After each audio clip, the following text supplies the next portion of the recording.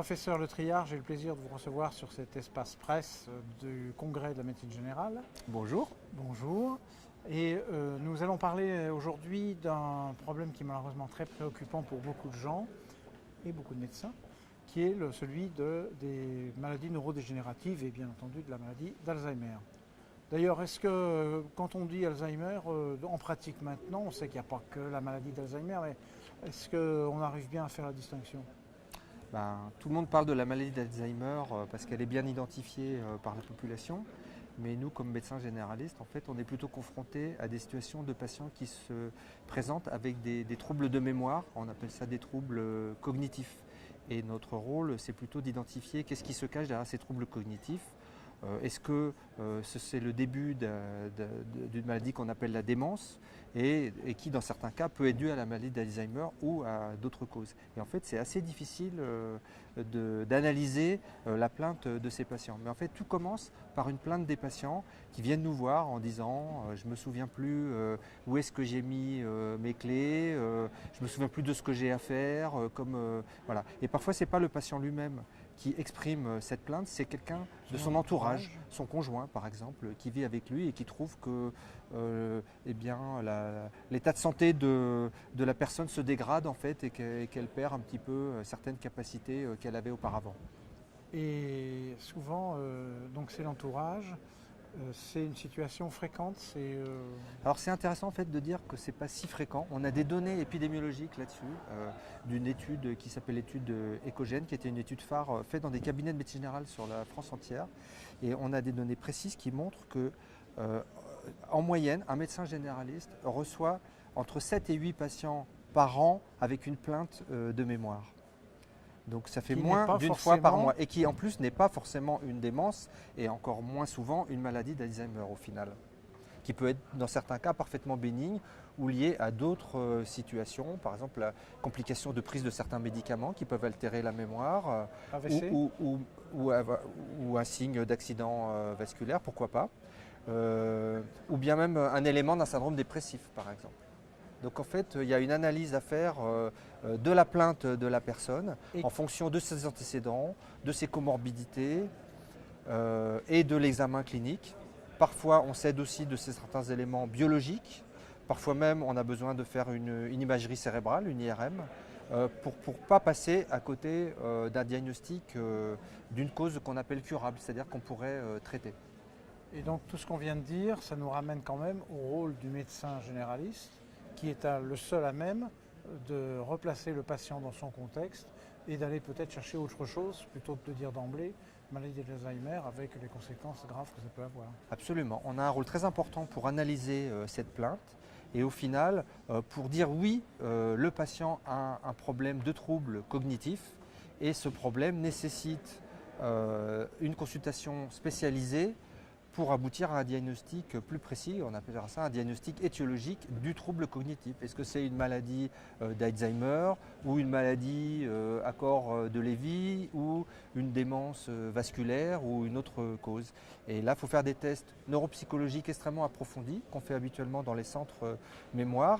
Et en fait, toute la difficulté pour le médecin généraliste, c'est de ne pas adresser tous les patients qui viennent le consulter avec une plainte de mémoire ou un trouble cognitif ou une plainte cognitive dans ces centres spécialisés. Est-ce qu'il a les outils pour pour faire le distinguo correctement et au moins ne pas mettre... Parce qu'on a quand même tendance à voir que c'est un peu mettre le doigt dans l'engrenage. Une fois qu'on est parti dans cette logique, ça devient difficile d'en sortir, même si après on a acquis la conviction que ce n'était pas ça. Absolument. C'est comme ça que ça se passe. Et une des difficultés, c'est que justement, on n'a pas des outils qui soient bien validés en médecine de ville. Pratique. Et donc, le test le plus connu, c'est le MMS ou le MMSE. Et ce test, en fait, il a déjà été surtout évalué en milieu hospitalier. En plus, il est un petit peu long à utiliser. C'est au moins 10 minutes, si ce n'est plus. En plus, ce test, il a des limites parce que chez les gens qui ont un haut niveau d'éducation, en fait, ils peuvent ne pas être repérés par ce test. Et enfin, le dernier problème avec le MMS, c'est que c'est un test qui est sous copyright en fait, et qui officiellement ne peut pas être utilisé sans payer des droits. Donc en fait, on réfléchit actuellement en collaboration entre les généralistes et les neurogériatres à valider des outils utilisables en médecine générale. Et il y a différents types d'outils, à commencer par le jugement clinique, l'intuition clinique subjective du médecin. C'est impressionnant parce que Voilà. d'habitude on s'en méfie plutôt, non? Oui, alors on va faire des On s'en travaux méfie pour gentiment, voir si seul pas, ou en complément d'autres tests, ça pourrait être utile. Autre élément, c'est d'interroger la personne qui accompagne le patient avec des questionnaires simples. Il y a un questionnaire en 6 questions qu'on voudrait valider, dérivé d'un outil qui s'appelle le GPCOG. Et il y a un troisième test qui nous paraît intéressant aussi, qui s'appelle le 6 CIT, et qui est un questionnaire en 6 questions, qui est au départ en langue anglaise, mais qu'on vient de traduire en français, qu'on voudrait évaluer. Et on va voir si avec ces 3 tests, le ou lesquels sont les plus utiles pour permettre de discriminer les patients qu'on peut plutôt rassurer et les patients qui nécessitent des examens plus approfondis. On a parlé de plan Alzheimer. Où en est-on? Est-ce que les discussions qui ont eu lieu au cours de ce congrès font référence à un plan de ce type? Il semblerait, selon les responsables de ce plan, que l'aspect de l'amélioration du diagnostic soit un enjeu important aujourd'hui et que les médecins généralistes aient un rôle particulièrement important dans la phase initiale du diagnostic.